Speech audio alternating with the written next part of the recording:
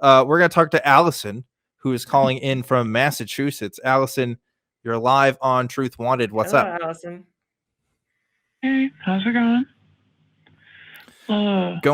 Going really good. So you used to I'm just going to spill the beans right here cuz this is an interesting little blurb that the screener put in. You used to ghost hunt for over 10 years? Yeah. I went to lots of places that were supposedly haunted. Did you find any Wendigos? Thankful I did not, because I probably would not be alive.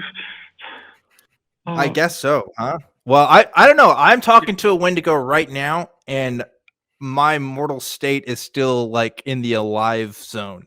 So maybe I'm just lucky. That's true. We're not in the same room, but I don't know. She could have like telepathic powers or something, right? I'll be honest. I should know more about Wendigos. I guess I don't know enough about what they can do, but I do know they can like shapeshift people.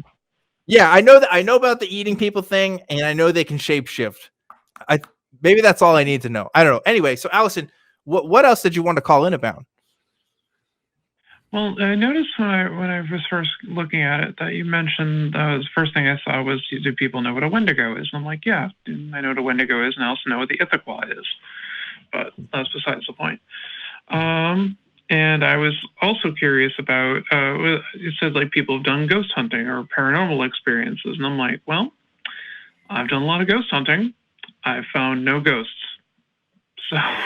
Yeah. So like at what point, tell me about that, because 10 years is a long time to commit to an activity. So like, did you realize by like year 9 that there wasn't any results or like what? Tell me that process. I'm very curious. I had one weird thing basically happen. I used to work as a security guard for a mall. And on that mall's property, there was a house that was abandoned. And it basically, the people left suddenly. And teenagers like to party in it overnight. And they'd broken out a back window. So I was over there with my partner at the time. And we kind of were looking in the back because we noticed that there was a fresh tarp on there. So we're like, well, we'll just go in and take a look. And we had keys to the front door, so it's not like we had to crawl in through there.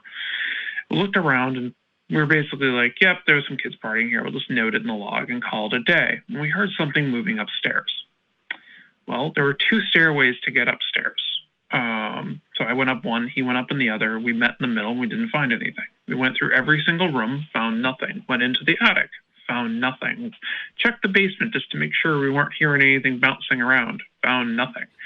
And we're just like, ghosts. And we left. Called it at that. Wrote it up as in the log as ghost hunting at the, whatever the name of the residence was, and just informed the police officers that used to guard the mall as well when they came in. Oh. So that was what kind of piqued my interest. Okay. What it was somebody who hid in a closet and snuck past us. So the reason why you became a ghost hunter is because you thought you experienced a ghost while being a security guard on a property. Yep. I was literally like 18 years That's some old fucking comic book origin story shit right there. I love that. That is awesome. Does it matter that I'm drawing a comic book right now? I mean, you obviously have a background that can contribute to that. I mean, come on. You just thought you found a ghost or saw one, and then you became. That's like how. What's that guy? Is it Zach? Not Zach Braff. What's his name? Is it Zach Braff? No, that's not his name. What's the guy from the Ghost Hunter? No. The Ghost Hunter show guy who is like, I thought I saw. That's him. Zach Brannigan, right? He's the guy who runs the Ghost Hunter show, and he's like, oh man, I thought I saw the ghost of this woman, and that inspired me to make this multi-million-dollar reality show where we hunt ghosts. So it's like that's at what this is. At a minimum, Allison, I do have to give you credit for staying and investigating, because every time I've seen any ghost investigation thing, there's like a twig snap, and they go, "Oh shit!" and they just bail and run to the next county and never actually investigate anything. So you're one up on all of the TV shows I've ever seen. Yeah. My first thought was it was a person, so I wasn't really that worried about it. So we were just looking around for a person, and it was most likely a person. it didn't sound like a raccoon or anything like that, or an animal moving. It sounded like footsteps. And I just remember we looked around and we went through the place pretty thoroughly and found nothing. Okay. So I want to know. Okay, so I just think like what's happening. you did this thing. How did you get into it? Did you like join a ghost hunter group, or did you like just go to haunted houses on the weekend? Like that came a bit later, but the group I joined was focused on debunking ghosts. Okay. We're not there to find ghosts. We were there to prove that there were no ghosts. I was a member of the Society of American Magicians. And we literally would go into places that people would say were haunted. You can't fool a group of magicians. It's just not going to happen. Or we'd find what it is. And I've never encountered a ghost from going into places and looking around and that stuff. You can always find whatever the issue is. We also didn't do the stupid things they do on the reality TV shows. We didn't go in there at night. Because why am I going to wander around a place that could be abandoned or whatnot in the dark? That's just stupid. So, and we would eliminate everything else that could be causing the noises and stuff like that outside and what it could be. Usually it's pipes or something like that. There was one person who actually rigged their house up. That amused him. What? Wait, he rigged the house up to like mess with you to think that he there rigged was the house for like his like there was something with like a speaker he had literally behind a wall that would kind of shake the wall a bit. And then he had like a rigging set up in a few of the rooms, so like his the chandelier in a room would move on its own. And he had like a couple other things. Yep. What the fuck kind of Scooby-Doo ass bullshit is this? Was he trying to like rob the local town and pretend he was a ghost? Like what's the story there? I have no idea. All I know is we went in, we looked, and we went, you rigged your house. Okay, I'm going to make a definitive statement. If you rig your house up to try to trick ghost debunkers into believing that there are ghosts there, I think you have too much time on your hands. I think you need to do something else. I think you need to go touch some grass. I'm just saying, maybe that's a very specific call out, and like there's going to be one viewer out there who's like, "Fuck you, Dan."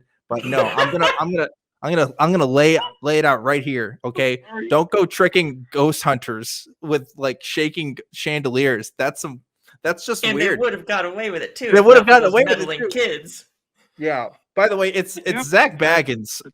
I said Zach Braff at first, who's from Scrubs, but the thought of the guy from Scrubs going around looking for ghosts is also really funny. But anyway, so Allison, that's weird. That's a crazy story.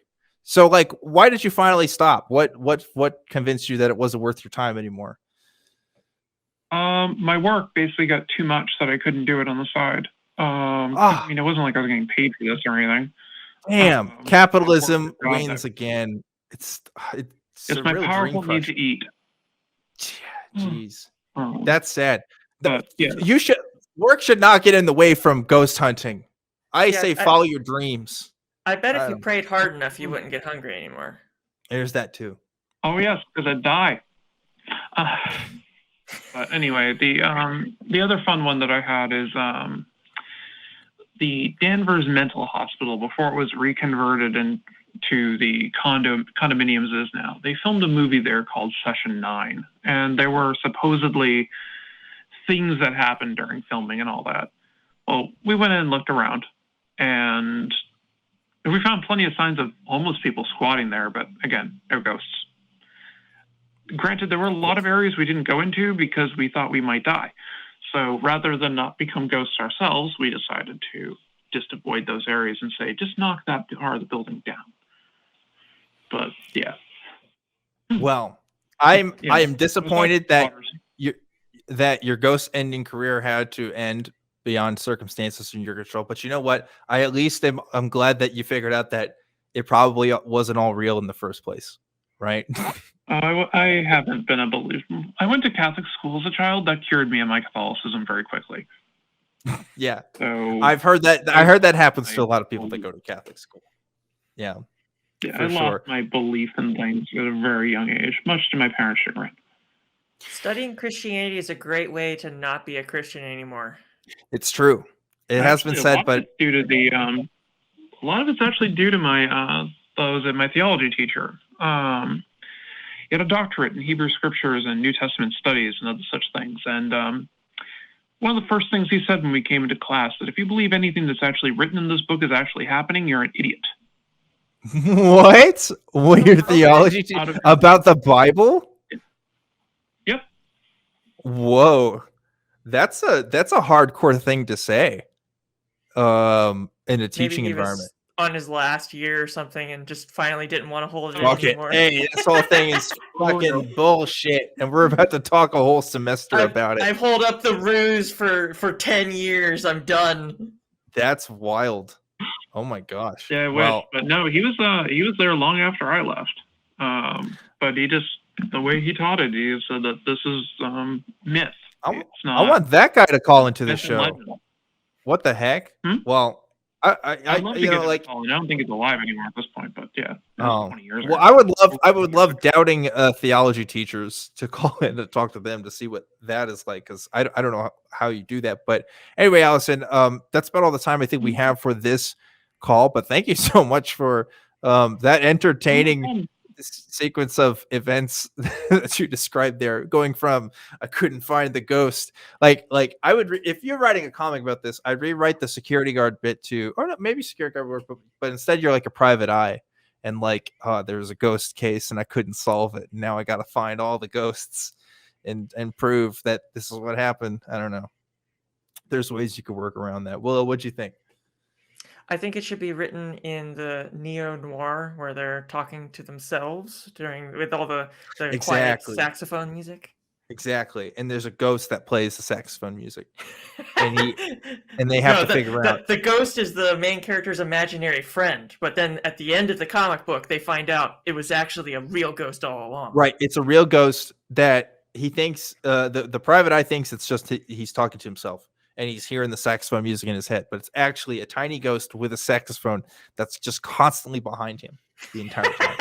I would love that.